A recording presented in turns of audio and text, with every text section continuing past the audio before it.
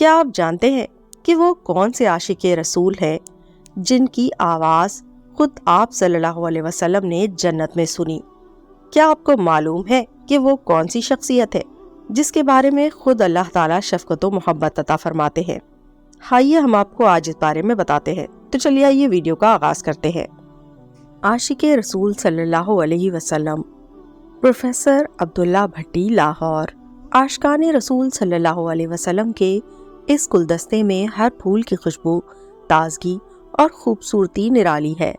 اس گلدستے میں ایک پھول ایسا ہے جس کی معطر خوشبو سے کائنات کا کونا کونا مہک رہا ہے۔ یہ وہ آفتاب ہے کہ جس کی روشنی سے کرۂ ارض اور کائنات کے عمیق ترین اور بعید ترین گوشے روشن چمک رہے ہیں۔ اس آفتاب کی روشنی کے سامنے ہزاروں سورج اور ان کی روشنی بھی مان پڑ جاتی ہے۔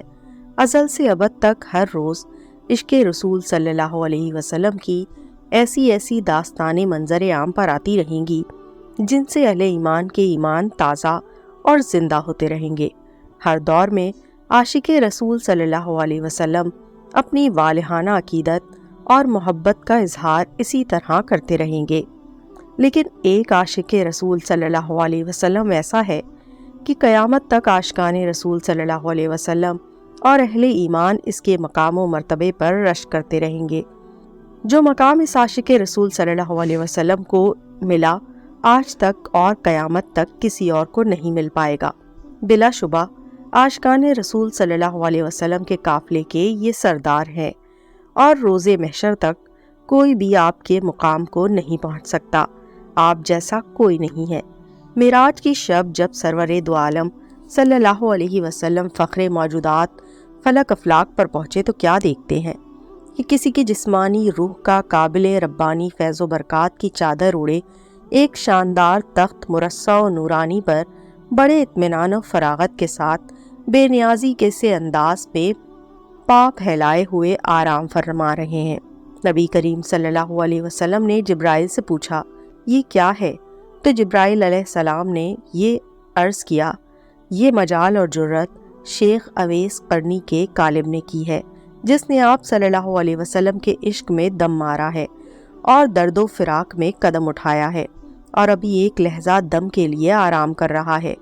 معراج کی شب ہی حضرت اویس کے خراٹوں کی آواز سن کر فخر دو عالم صلی اللہ علیہ وسلم نے پوچھا، یہ کس کی آواز ہے؟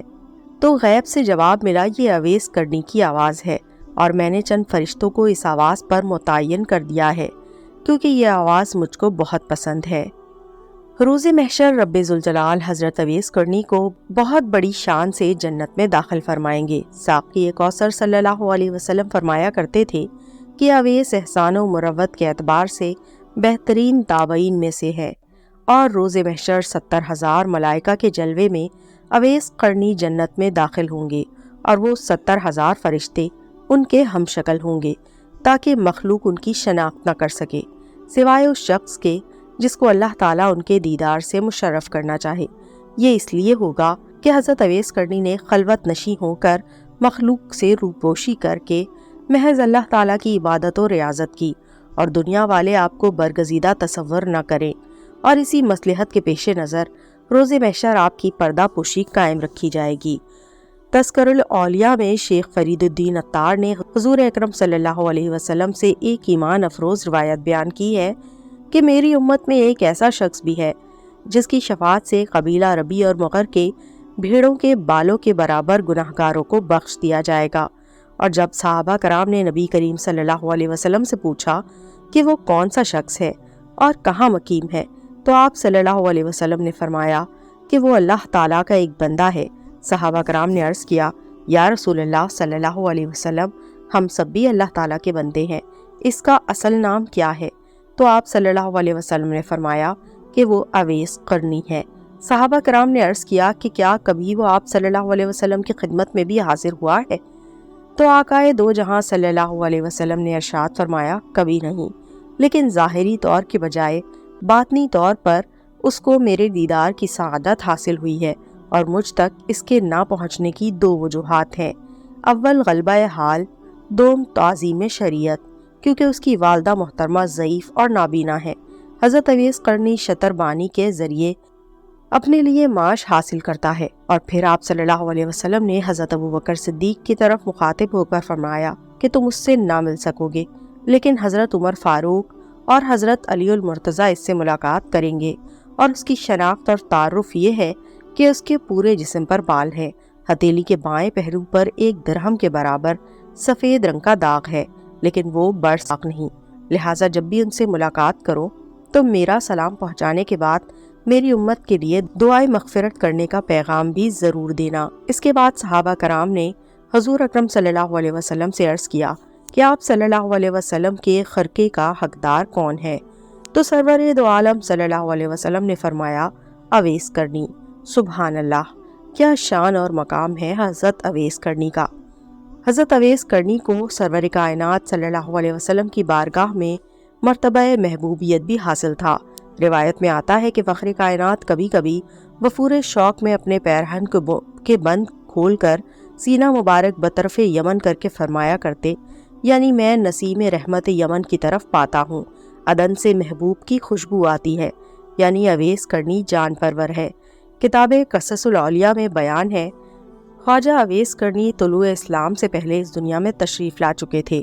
خواجہ صاحب عہد طفولیت میں والد کی شفقت سے محروم ہو گئے، اس لیے ان کو بچپن ہی میں محنت مزدوری کرنا پڑی۔ آپ لوگوں کے اونٹ اجرت پر چرایا کرتے تھے اور اس اجرت سے اپنا اور اپنی ضعیف اور نابینا ماں کا پیٹ پالا کرتے تھے۔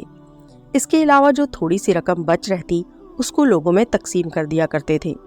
آپ زندگی کے شب و روز اسی طرح گزار رہے تھے کہ یمن تک اسلام کے جان لیوا پیدا ہو گئے۔